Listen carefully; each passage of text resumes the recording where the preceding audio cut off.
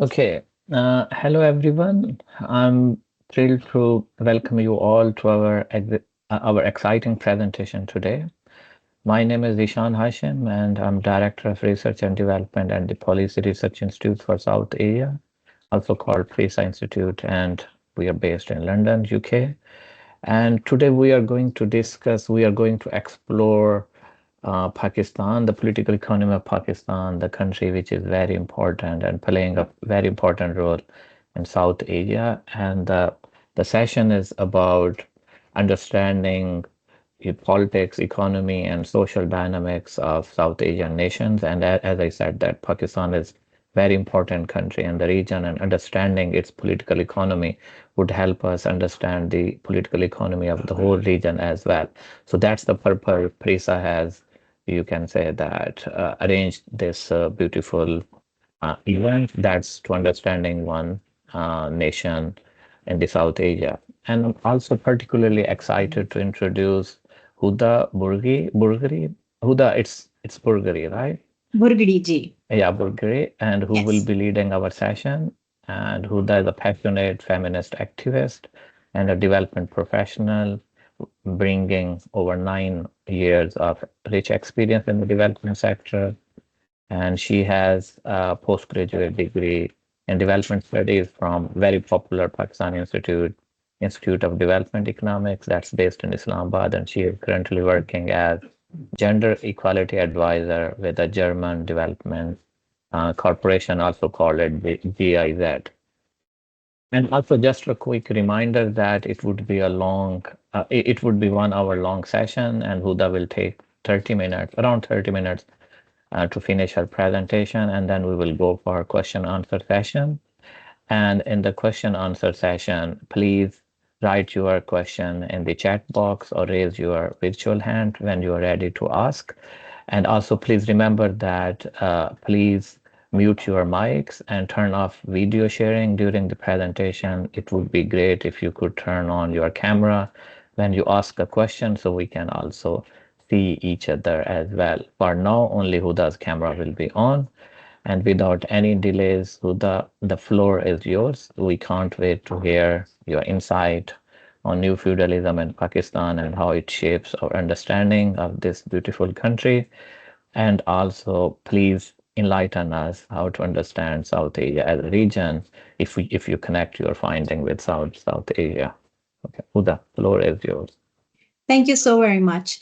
So as you know that I conducted this research almost 2 years ago for my master's thesis, and the topic is the emergence of neo-feudalism in Pakistan. And the case study that I focused on was Bahria Town Karachi project. Before I present my findings, my research objectives, questions, and the entire presentation that I have prepared, I would like to share like why this topic was something that I chose for my dissertation. So, and this is where I would also mention my positionality bias as well. I am a feminist activist, and for the last almost 6 years, I have been associated with Aurat March Islamabad. I have been part of multiple street protests regarding several issues supporting communities. And one of the reoccurring theme or reoccurring issue that I was observing was the housing crisis and how poor people, people belonging to indigenous communities or people belonging to low strata of our society, low income strata of our society, were being dispossessed, displaced, and faced coercive force and became homeless overnight. This was my inspiration. This is something that gave me an insight that I wanted to study, I wanted to analyze that how a state can go to its lengths against its own people, poor communities, and how, as researchers, we can actually identify and analyze these all aspects. And the very concept of neo-feudalism came up in my mind because of the reason that I come from Sindh, and I come from an area where feudalism is very much prevailing. And my inception, or you can say conceptual clarity, was that feudalism is only something that happens in an agrarian society. It is something that is a very rural phenomena. However, when I started living in urban areas, when I lived in Karachi, when I lived in Islamabad, I was seeing that similarly, the way feudalism operates, there's a new or emerging kind of feudalism that is happening, and it is located in the urban centers where massive land assemblies are taking place, and people are being forced to leave their homes and give up on the lands that they have been occupying for many years. And from there, my first idea was to maybe write a thesis paper on urban feudalism.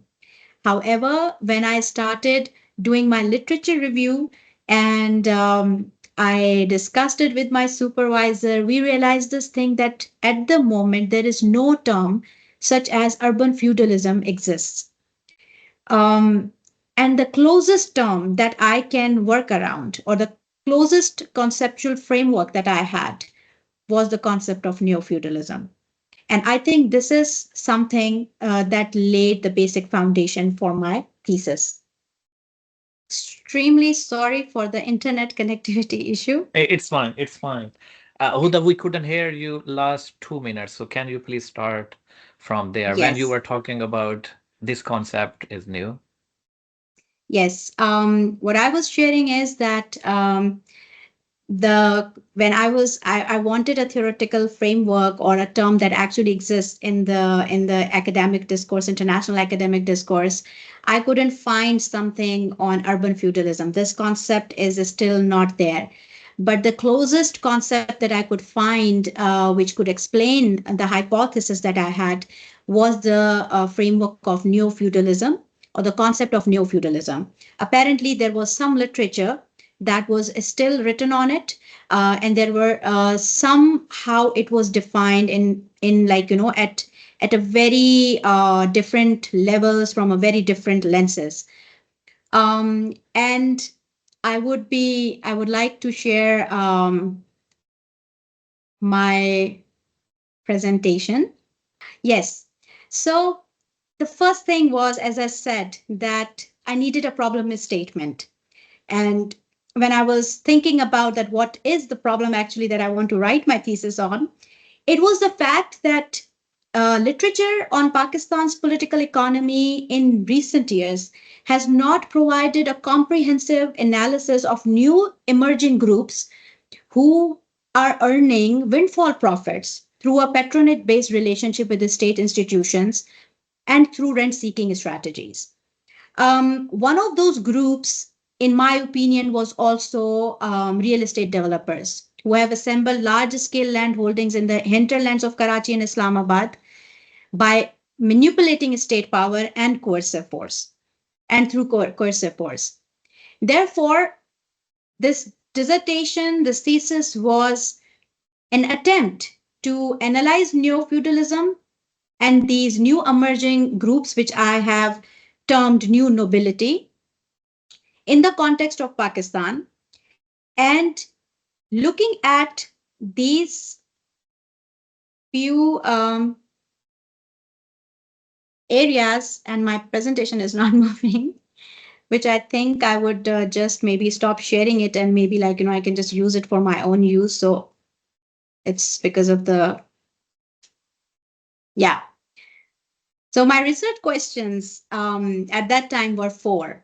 How can we or how can neo-feudalism be defined in the context of Pakistan? What are the characteristics of neo-feudalism in Pakistan?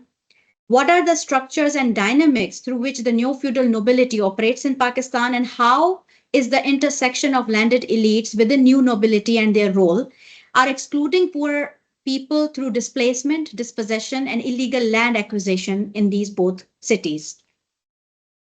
For this, I have designed my research methodology was very simple. It was based on qualitative thematic analysis. I have I've done purposive sampling, and through which I identified 20 respondents, out of which 11 were from Karachi and 9 were from Islamabad, Rawalpindi. From these respondents, I further divided them into 5 units of data collection groups, in which there was architects and urban planners, economists, lawyers, human rights defenders, and academics. So I wanted to add a section in my in this presentation about the literature review, where I have um, developed an understanding, or you can say I have defined what feudalism is, the historical aspects of feudalism. But then I also wanted my audience to read my paper, and I didn't want to take like entire 1 hour. So I am focusing on the historical overview of feudalism in Pakistan first. Because in order to understand neo-feudalism, it is very important and imperative that we understand how feudalism actually became a thing in South Asia and overall in Pakistan. And because the thesis is focusing entirely on Bahria town, Karachi, so that's why I have also dedicated some parts of my literature review to understand the land administration system and its historical context in Sindh as well. So we clearly know that if we look at the stages of the development of feudal system in Pakistan, we have a historical phase. We have different historical phases, in which the one is the Arab conquest, the second is the Mughal Empire, the third is Kalhora and Talpur dynasties in Sindh, and at the end it is the British annexation. The key events in these all phases was the British treaties of 1807 and 1820, the fall of Karachi in 1839, and Hyderabad in 1843. And we see that how the colonization, there was also since land administration system was also influenced by Mughal practices like the Mansabdari system, which was later on modified by the British to collect direct revenues from small landholders. And this is how the feudalism is strengthened in Sindh specifically. And as a result, the feudal lords over the time became politically organized, aligning with the bureaucracies and military regimes to maintain their influence. One very important aspect in the context of Pakistan is when we compare the end of feudalism in the Europe or in Western countries, we see that feudalism was entirely replaced by a new mode of production, and that was capitalism. However, in the context of Pakistan, the feudalism did not disappear. The capitalism did not destroy feudal hierarchies or feudal structures, but interestingly formed alliances. And through those alliances, they gained more power and they gained more influence in the areas where they were active or in overall country. Feudalism's integration into Pakistan's socioeconomic systems inherently perpetuated inequalities and obstructed several reforms. And when we define that, if this is what feudalism was in Pakistani context, I have dedicated a very good chunk in my literature review on these definitions, the historical context. To save time, I would like to jump to our main topic, and that is that in international discourse, how neo-feudalism is defined. And this was very important step that I have to take before I take the time and also opportunity to define neo-feudalism in Pakistani context.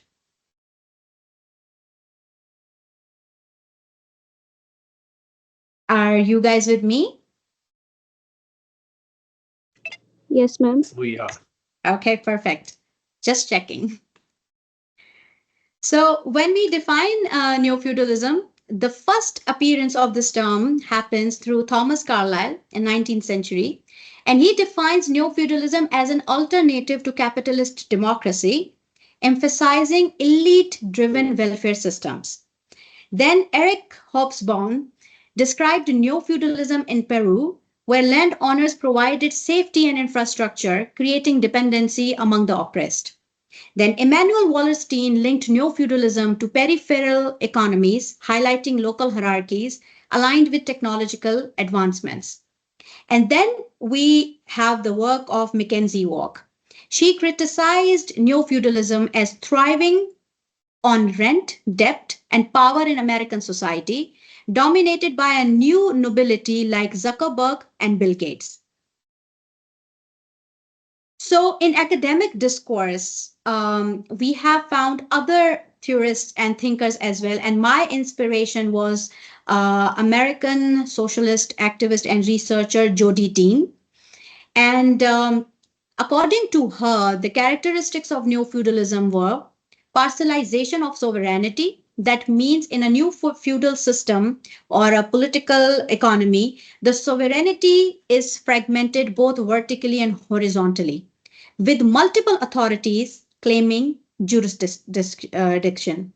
New feudal lords, for example, global financial institutions, real estate developers, tech firms, exploit developing countries or their own countries for the benefit of the developed world.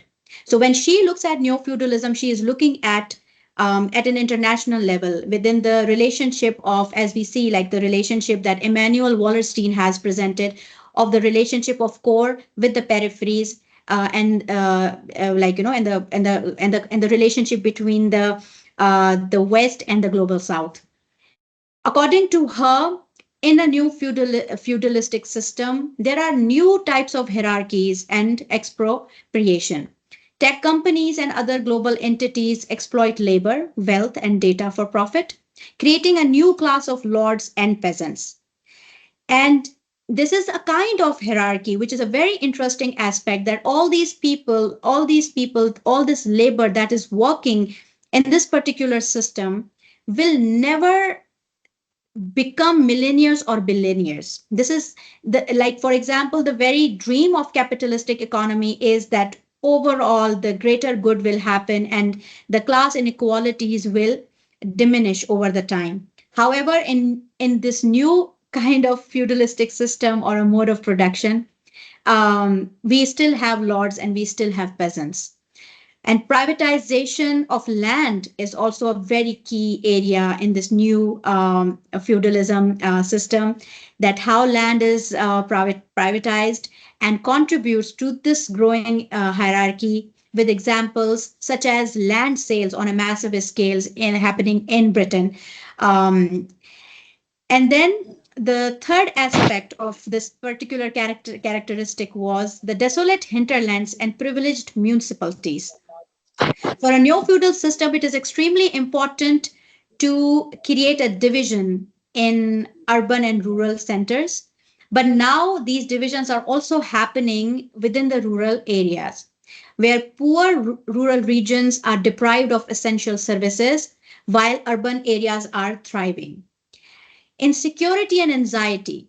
In the neo feudal system, there is a job insecurity, there is constant workplace surveillance, the societal stress is also there, which further contributes to widespread anxiety among the people.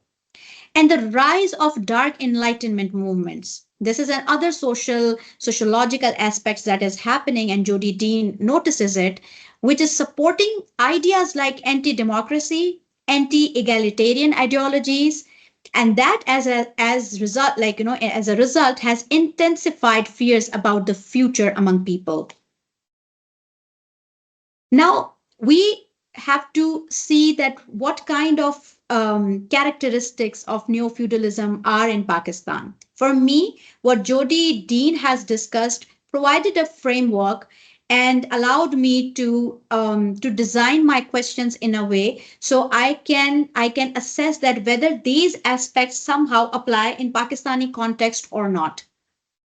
So, as per my research or data that I have found, few key characteristics appeared throughout my data analysis process.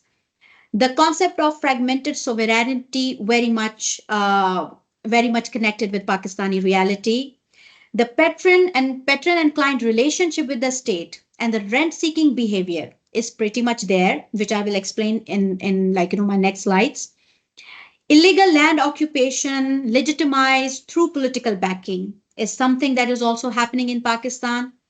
And the actors here, because Pakistan is not very tech savvy country at the moment, our actors here are the real estate magnates, the land grabbers, and many state entities.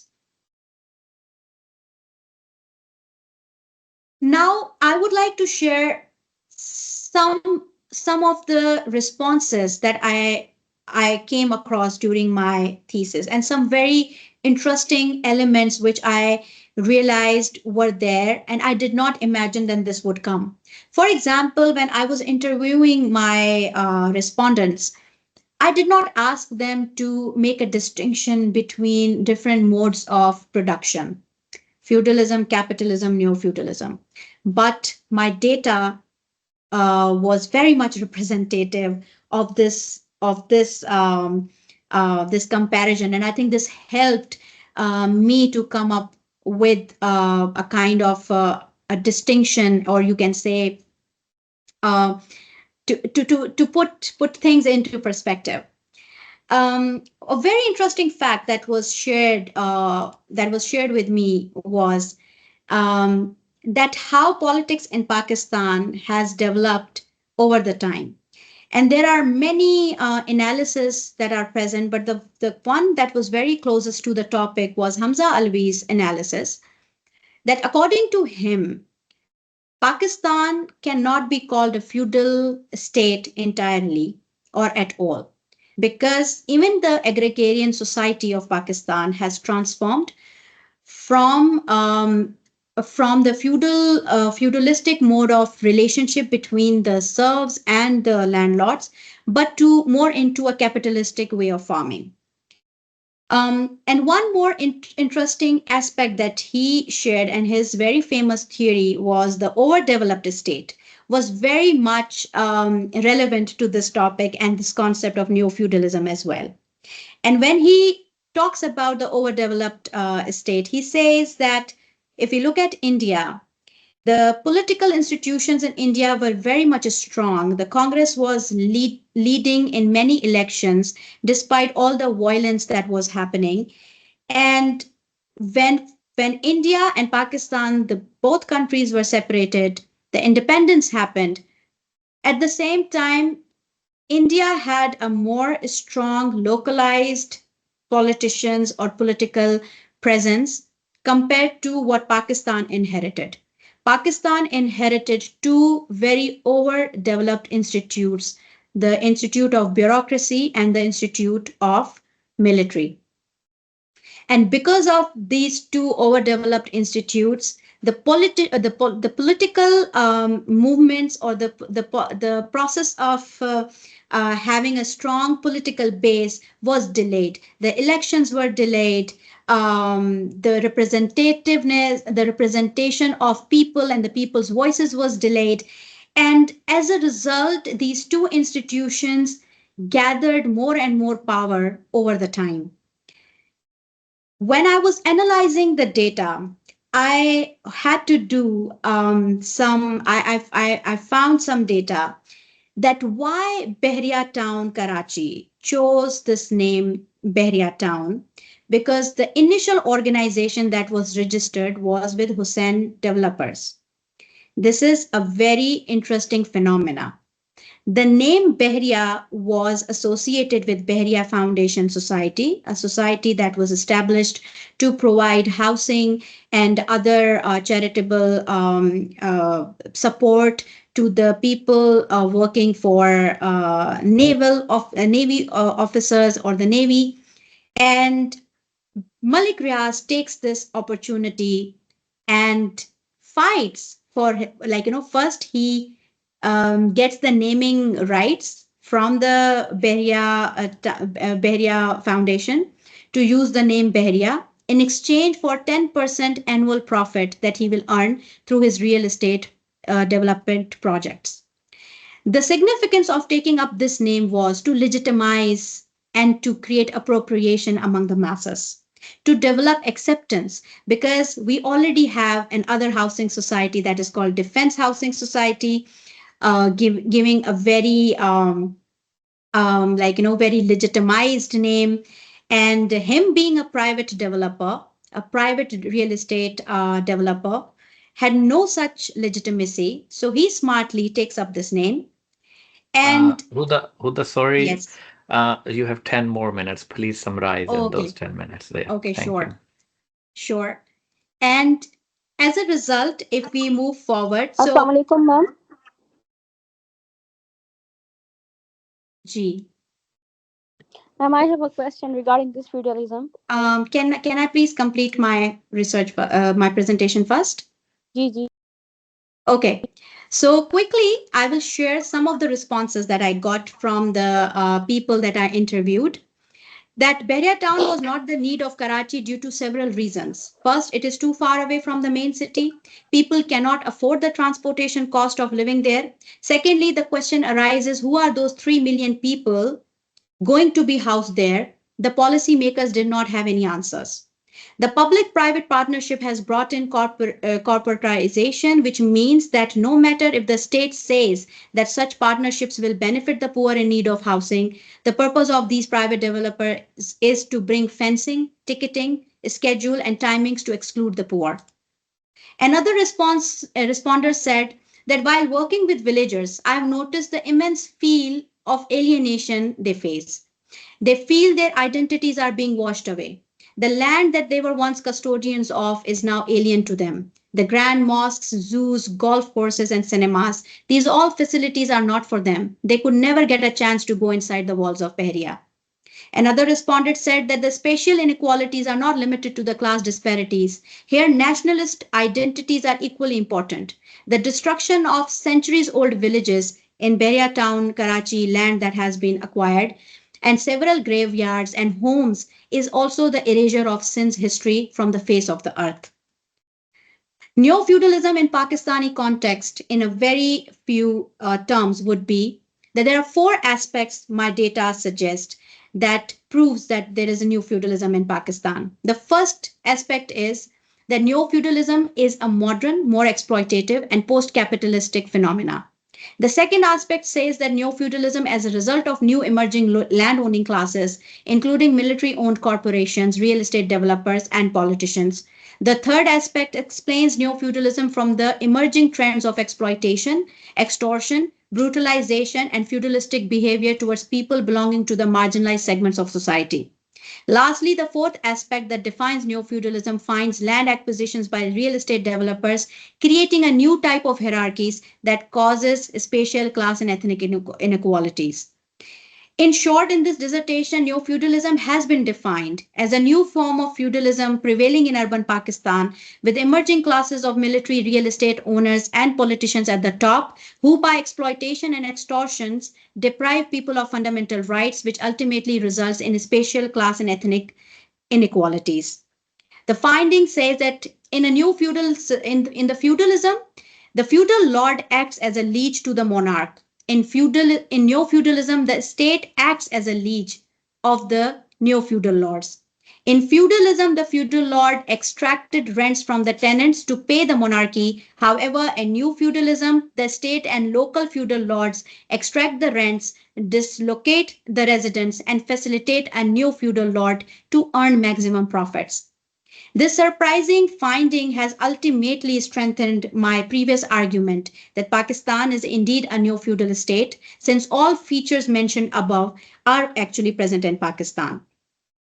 This neo-feudal class, which includes real estate developers, easily bypasses the due processes, consultations with concerned parties, and legal prerequisites concerning land use without any fear of accountability or consequences. These results show that urban planning is non-existing in Pakistan since the cities are planned without officially approved schemes. The judgment of the Supreme Court on the land acquisition of Bahria Town, Karachi in Malid districts have also raised this concern.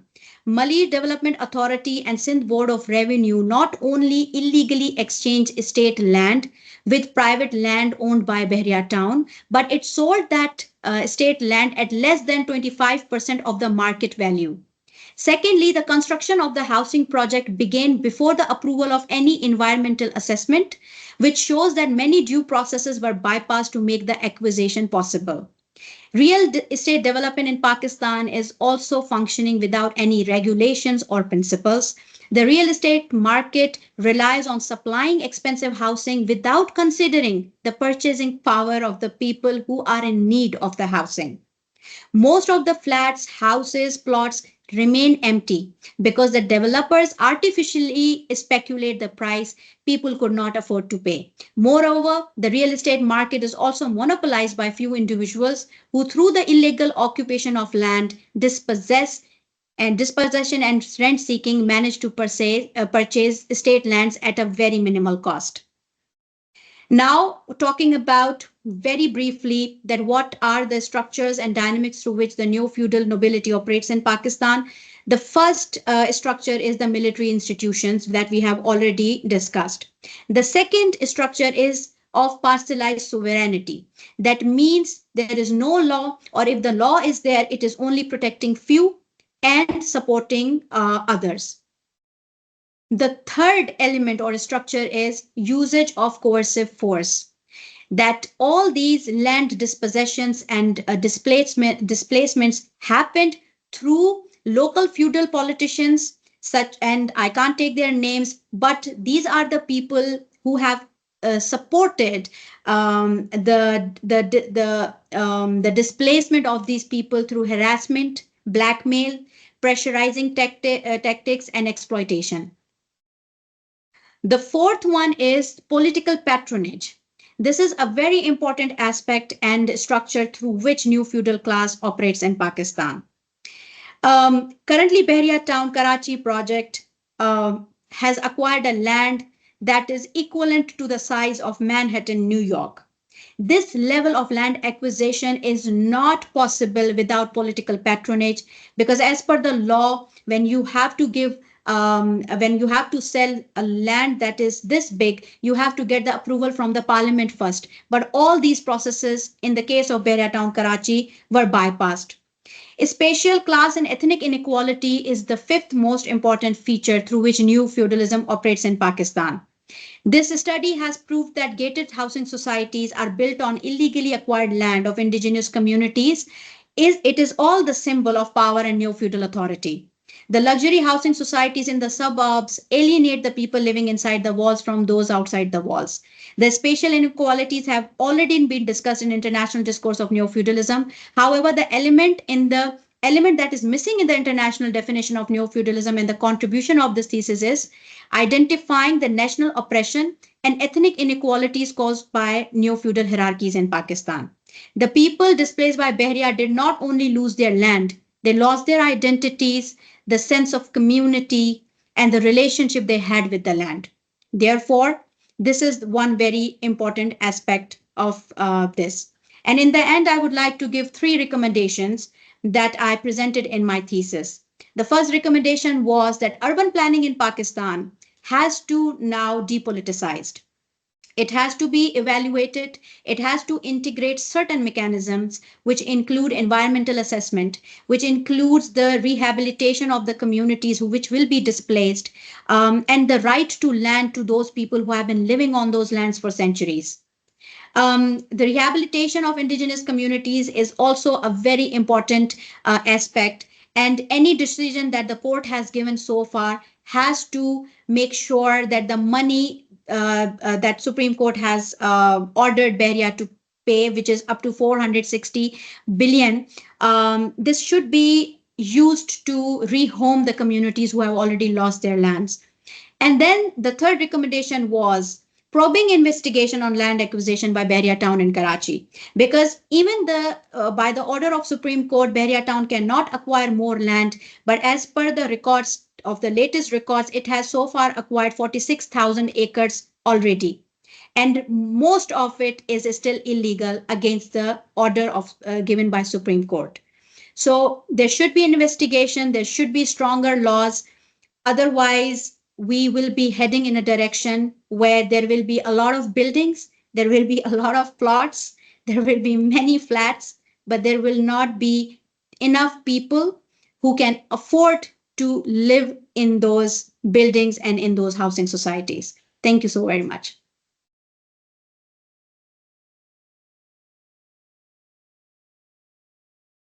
Perfect. Thanks, Sudha. It was really uh, insightful, and I enjoyed your presentation. I have just two questions, but before that, I request please among the audience, if anyone has question, you can write your question in inbox, and also you can raise your virtual hand, not the physical hand. Otherwise, I would not be able to see you.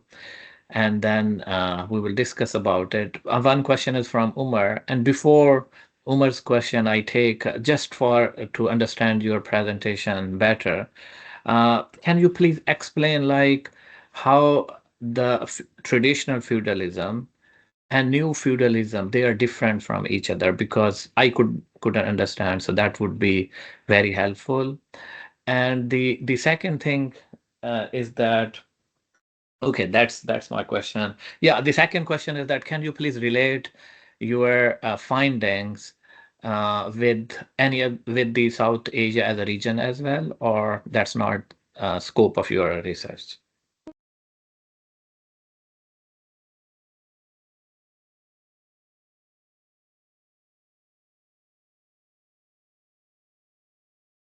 Yeah, can you please summarize it? We can't hear you. Your mic is off.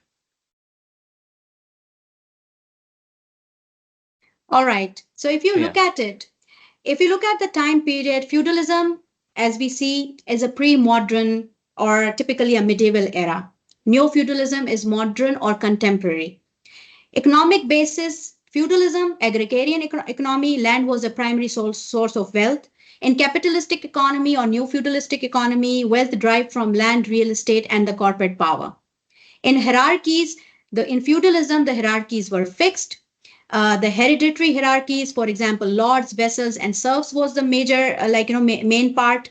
Here, it is very flexible. Modern hierarchies now involve elites, corporations, and the people in the upper working class.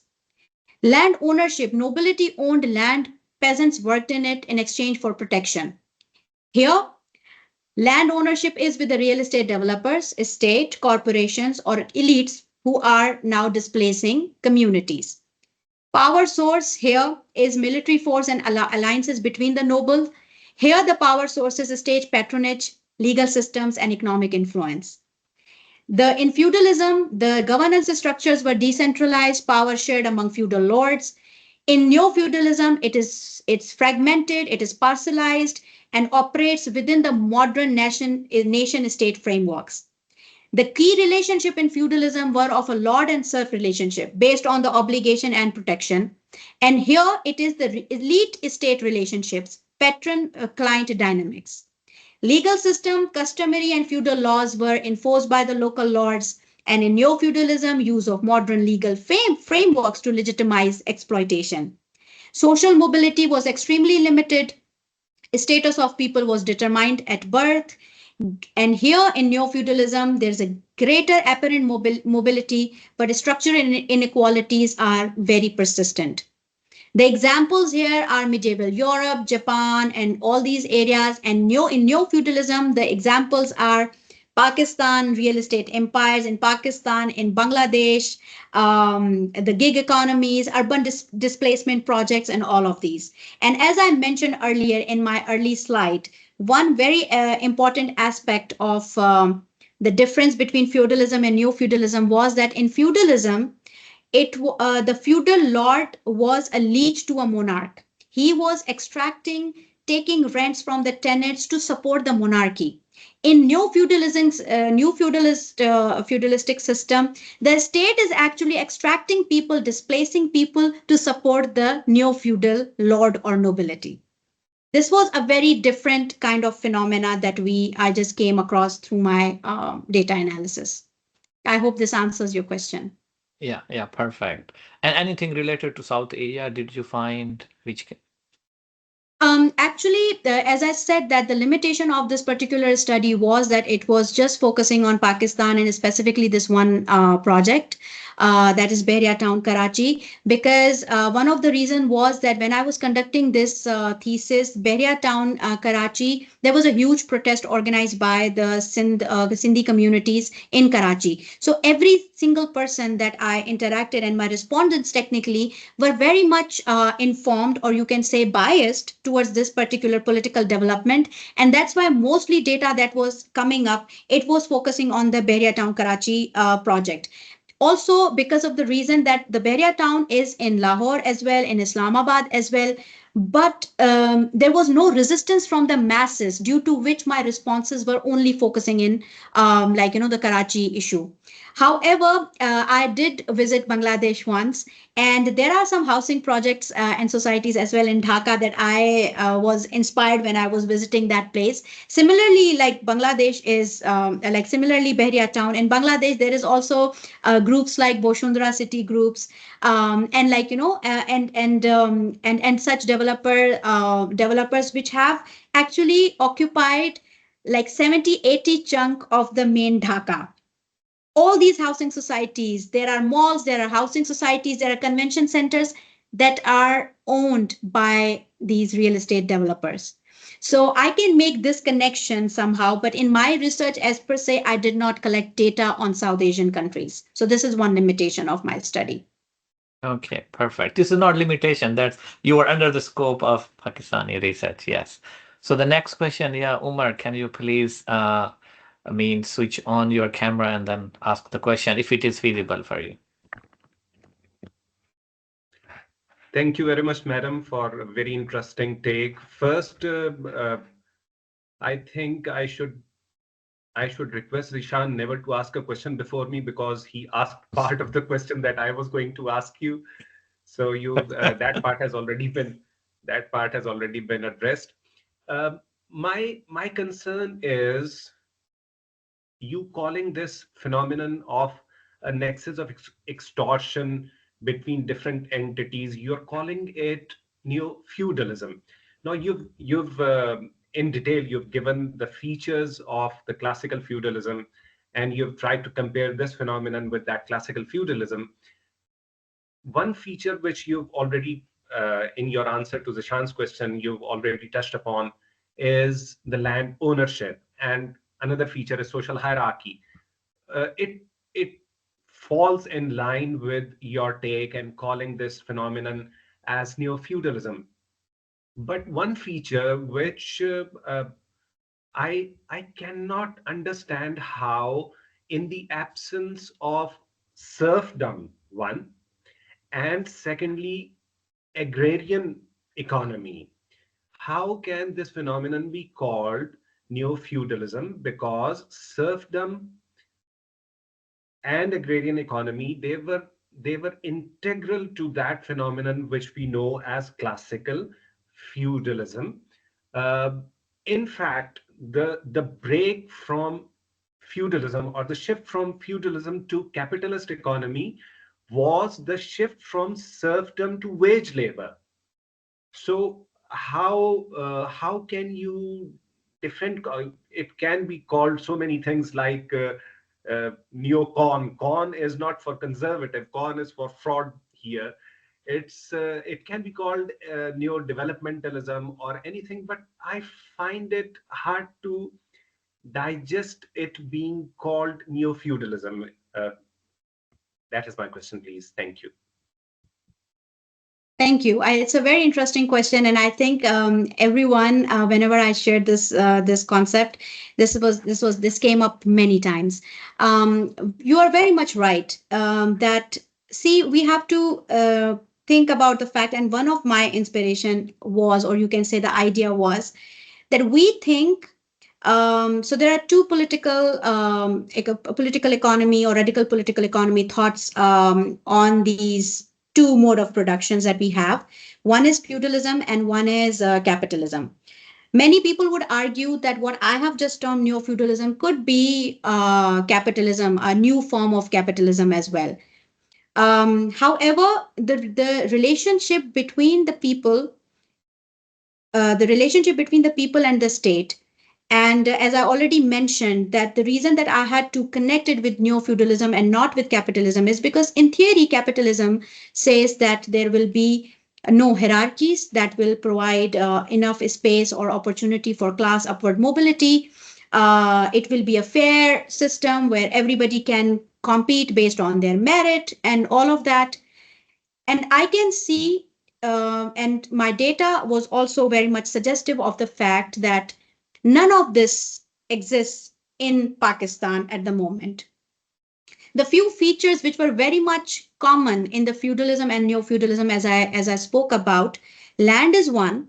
The difference was that we have always seen feudal lords are the men living in a rural setting, living in a rural area, occupying a lot of land, and asserting their power and hierarchy through exploitative and extractive means. But we have never imagined real estate developers in the same way, or for example, Mark Zuckerberg or Bill Gates in the same way. Because if we look at them, and if we look at Malik Riaz, for example, for the Bahria Town Karachi project, if he is occupying a land as big as Manhattan, New York, and he has acquired this land through patron-client relationships, through exploiting the existing mechanisms by bypassing many political and political and legal frameworks and assessments and all of that, and was successful in doing that and has the impunity of doing that. Why Malik Riaz cannot be considered a feudal of urban cities as well?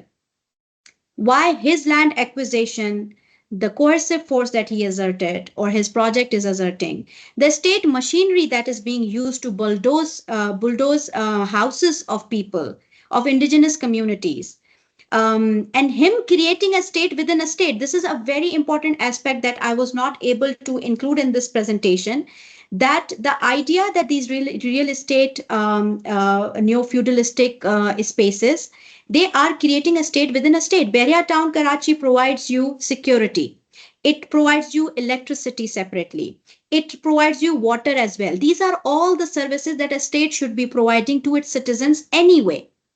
But anyone who is living there has to pay extra.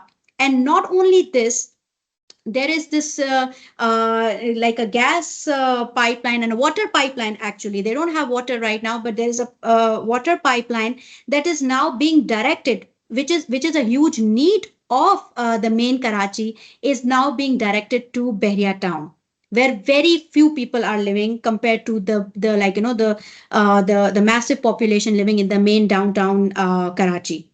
All these phenomena, all these questions are raising, and I wanted to look at Malik Riaz or the Bahria Town or owner of any real estate developing company or project as also a feudal. So this was a lens, a different lens to apply. So this was my idea, and you rightly said that the serfs and all of that is still there, but you have to also look at the relationships. For example, in the feudalism, people could work on the fields and they could have some money at the end of the day, or some input that they would receive from their feudal lord. This land in a country like Pakistan, where we are going to actually run out of enough land to accommodate the growing population, which is actually mostly the poor population, these massive land assembly by him, these big roads, these grand masjids, all this chunk that is actually being wasted. All this is for the grandeur, for the ego of this one person, or one organization. For what this is all happening?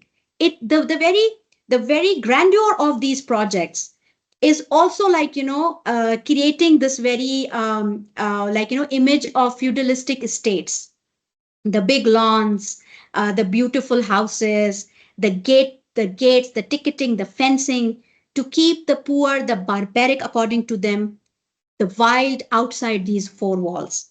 So this is the power dynamic and power hierarchies that I try to explore. And this was my reasoning and also the data that I collected. But thank you so very much. It's a very interesting question, and I think another thesis should be conducted on that. Thank you, ma'am. Yeah, the next question from Mushk Pirzadi. You can please ask the question. Thank you, sir. Assalamu alaikum, everyone. Walaikum salam. This is me, Moishk. Ma'am, I have two questions. That how feudalism can be an effective form of government, and what are the aspects of feudalism?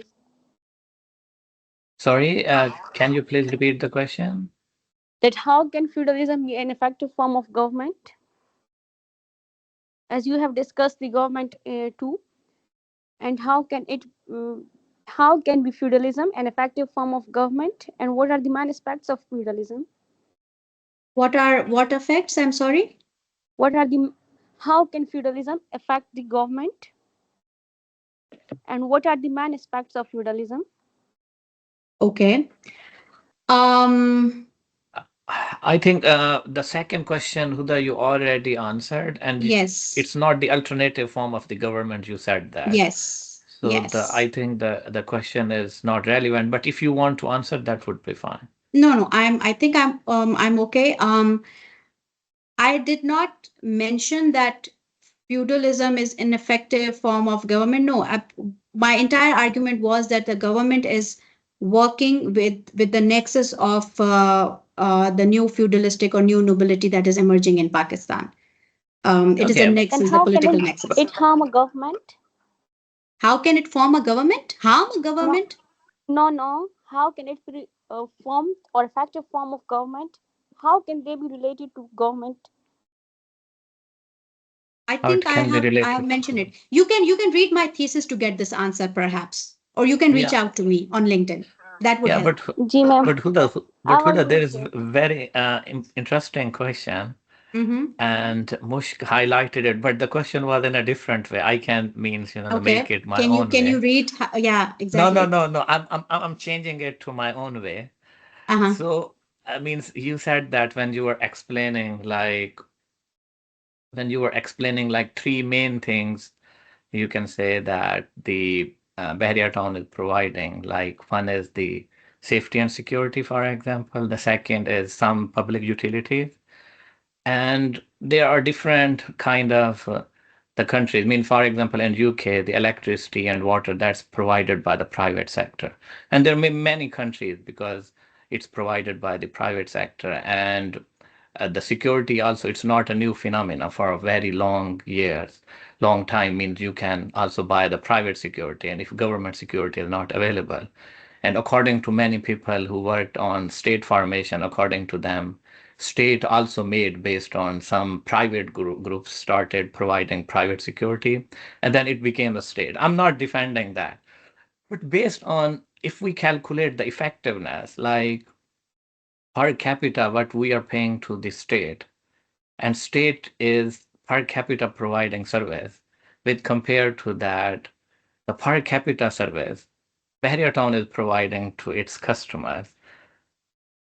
Do you think means I'm changing the question of Mushk that do you think this, according to you, the neo feudalism can be an alternative form of governance?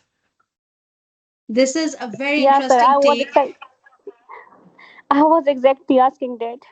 Okay, thank you. Yeah, this clarifies this. Actually, this was entire idea. The international development, like the international discourse on neo feudalism, is actually saying that how private sector is now taking over, and taking over in a way that people who are living in a state are doubly burdened, because you pay taxes to the state as well. State fails to provide you the utilities that it should be providing, and then you are paying these private corporations or housing projects as well. So it is actually adding further marginalization. And by doing that, you don't know, and you're unaware, but you are actually, so you create a state of insecurity. That's why you have to leave main Karachi to live in Bahria town Karachi. You are facing troubles with water, sanitation, electricity, and Beria is like that, yes, I have all this available for you. So we can say that neo-feudalism can be a parallel form of governance or a new form of governance and the concept of a state within a state. And at the same time, we can also explore this through research again, that how a state is creating this room for statelessness for these private corporations to take over and to do the job that the state should be doing in the very first place. And that is why perhaps the political patronage relationship between the state and these private or the new feudal classes is happening. I hope this answered your question, but I would like to explore this more further, maybe through research. Yeah, that's good. And raising question Thank and you. also like half answer. And means thank you very much. You explained it. And the next question I would take from Khayyam Saab. Yes, please, sir. And please, if possible, yeah, your mic is working. Yes. Thank you very much, Zishan Saab, and thank you, Miss Huda, for your very, very detailed, nice, and a very knowledge-bearing presentation. I am a layman in these subjects, but primarily because I was in a service which kept me outside Pakistan more than within Pakistan. But I'd like to one comment, and then I'd like to ask a little question. The comment you mentioned about Bahria, Islamabad, and Bahria, Rawalpindi, Bahria, Lahore, there wasn't much resistance. You are right in definitely in one fashion. There was very little resistance. The only big resistance came from another stakeholder of that area, of that region, and not only that region, but around the country. And later on, the two sides patched up and they are now hunky-dory everywhere. So one question comes out of that. Within your thesis of neo-feudal, the definition of neo-feudalism, where would you classify the DHAs?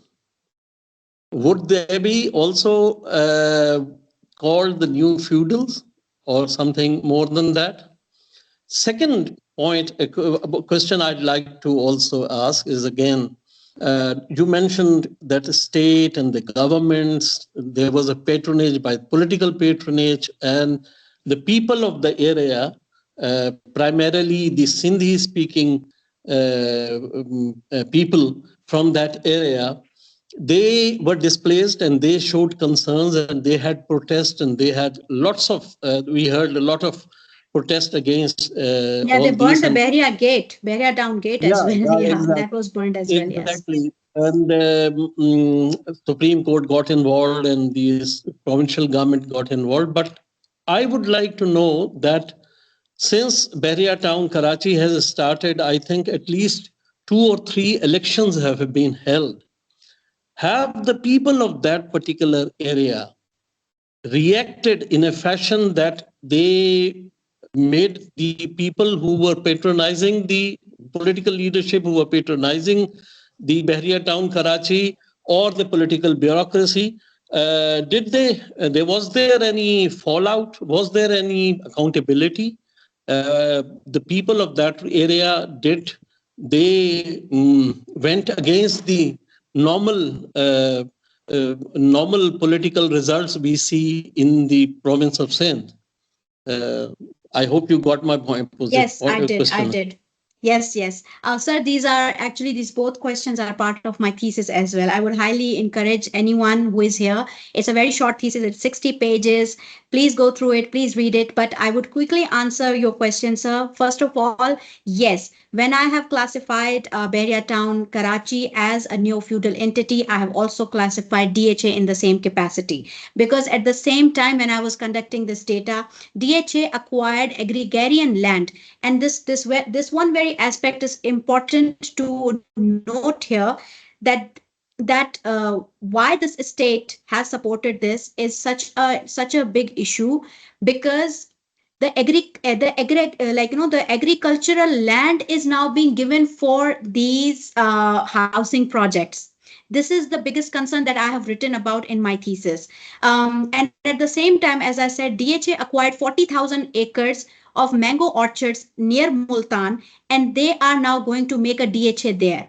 So Bahria town, Karachi, where it is located right now, the very land that is there, this land was particularly, Sorry. this land was Just supposed one to point. provide. Ji ji sir, एक minute. So this land was supposed to provide food. It was a food basket for the people living in Malir. But now there is this 46,000 acres are now being occupied, and where there's just this concrete, cement, and all these buildings. So we are going to face food insecurity in future as well. So, and the second, sir, very much a very important aspect of this was that this entire area, it does not have a natural water resource management system, irrigation system. So people living there, indigenous communities living there, were relying on water, these ponds that they would irrigate whenever there was a rainfall or things like that. Bahria destroyed those water reservoirs to make people move and shift from there. And whenever they purchase lands through state power, what they would do is that if five people are agreeing to sell their, finally after blackmailing and extortion and all of that, if five people agreed to sell their land and two families did not, they would create a boundary wall around them to isolate them, to suffocate them. They also destroyed the grass and the food that their cattle would go and eat. So people are forced to move out from these, and this would have not been possible if its state did not provide its machinery to make it happen. And you are very much right, sir, there was a lot of resistance, but we did not see any form of that resistance translated into political action. For a reason, one major reason was, sir, the one biggest reason was that there was complete media blackout of this resistance. The mainstream Urdu media would not talk about that how many people have been displaced. Why? Because most of these media houses are also being co-financed or supported by these real estate development, people. So this is the knowledge blackout was also blackout was also something that happened, and it did not translate into any political strong big political action. However, as you mentioned, sir, it is very interesting fact that when the first time Bahria town made this deal with the Malir Development Authority, that this is the land that we have near Gizri, right? We would like to sell this land in exchange. We actually, so there was this exchange that happened, which is illegal, which is entirely illegal in the existing legal frameworks of Pakistan. And what they did is that they sold a very expensive land. This is which is actually at the highway on a 25% less market value in exchange for the land that was actually barren and was of no use.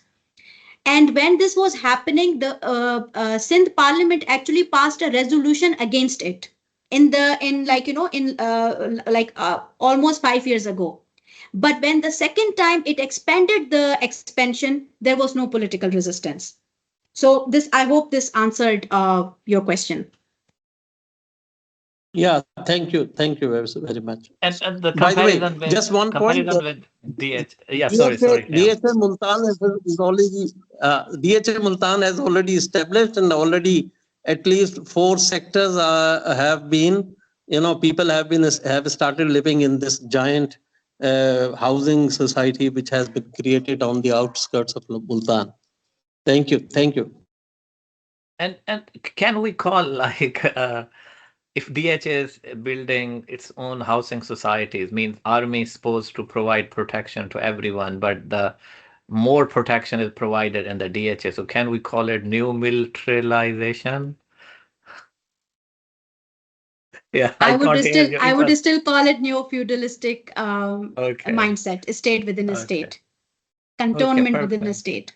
Yeah, yeah. I was just making a joke. So there is another question from Naeem Bahadur. Yeah, Naeem, please, you can ask the question. Please Assalamu ask me alaikum. questions, keeping in mind I'm still living in Pakistan. You guys are not. No, we also go back and forth. Yeah. Assalamu alaikum. Here is Naeem Badr from Peshawar. Ma'am, actually, you mentioned that the DHA Karachi has acquired a land around that is probably near to the Manhattan. If the consequences is that the people of the malaria or the Karachi itself giving them the land, so is there any law or any need of the political requirement for that, so that they still need a political means a document or approval from if the people are giving them their own land by themselves? Yeah, so this is a very interesting phenomena that when I was conducting my research, we got to know. I actually found out data that is mentioned in my thesis that majority that is living in Bahria town, Karachi, which was living in the area where Bahria town, Karachi is. It is near to the Kirthar range. These were the indigenous communities which actually did not have any documentation. For example, they have been living there since ages when there was even no such idea of documentation documentation was required. They have their graveyards there, they have their entire histories that are buried there, and these are these few groups like gabols, and many other different indigenous groups that have been living on those lands. So the state has, instead of regulating that land, giving those people who are already occupying those lands a legal framework or legal protection, they were instead, for example, were extorted based on that. Now there is also indigenous rights protection that is in the legal framework. For example, communities, if they have been living on one land for centuries, eventually this land is theirs. A state cannot take it away. And then some people who had the land, I think they were forced. For example, if somebody comes to you and say that we are going to kill you, we are going to disappear you, we are going to murder you, we are going to rape women of your family, what choice do you have? They had to give up on the land. And not only that they gave up on the land, they were paid pennies. And the same land, then when a Bahria town project, a board is hanged there, that same particular chunk of land becomes of is now worth in millions of rupees. So the people who are selling that land can never afford a house in the same area where they used to live for years. So what we need here is that a land tenure system has to improve in Pakistan, and specifically the indigenous communities that are living in those areas, they have to be protected. There should be some poor, there are too many anti-poor policies. What we more need is a strong pro-poor policies to protect the poor, to protect the vulnerable, because these are the people who are in need of housing. These 3 Perfect. million houses that have been created in Bahria town, they are the people who are in need of housing cannot afford a house there. So this is the idea. Okay, perfect. So based on the availability of time, means this is the close to the end of our session, and I'm requesting Dr. Umar to conclude the session, and after that, I will make a simple announcement, and then we will end the session. Dr. Umar, please. Thank you, Zishan. Thank you, madam, for a very interesting take on a very important subject for Pakistan. When I moved to the UK a few months back, one of the first places which I visited was Karl Marx's grave. And before I turned the corner to the big man's grave himself, whose grave did I find, it was Eric Hobsbawm. And so when you mentioned Eric Hobsbawm, you had me hooked there, and I so much wanted to have read your thesis before listening to this presentation, and I'm going to read it. Very infrequently or very rarely we come across presentations or ideas which borrow from the socialist literature, and that is going to ruffle a few feathers, and that is going to be irksome even for Zishan, who is a capitalist economist. So we are going to have a discussion on this. I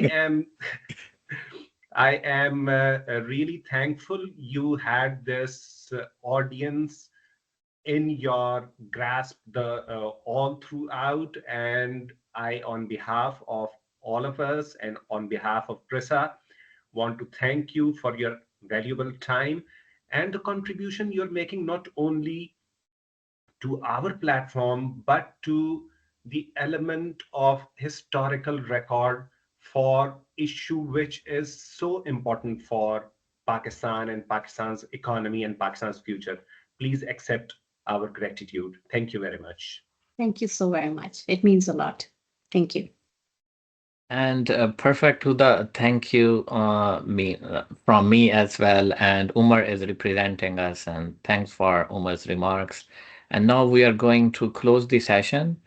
And the next session we will have after 2 weeks. Dr. Raj will present that session, and that session would be about economic integration among South Asian nations. And I request all of the participants to join that session. And also, if you have any question, you can send us to us, and we will forward your question related to Huda's presentation directly to Huda, and then you can communicate with her as well.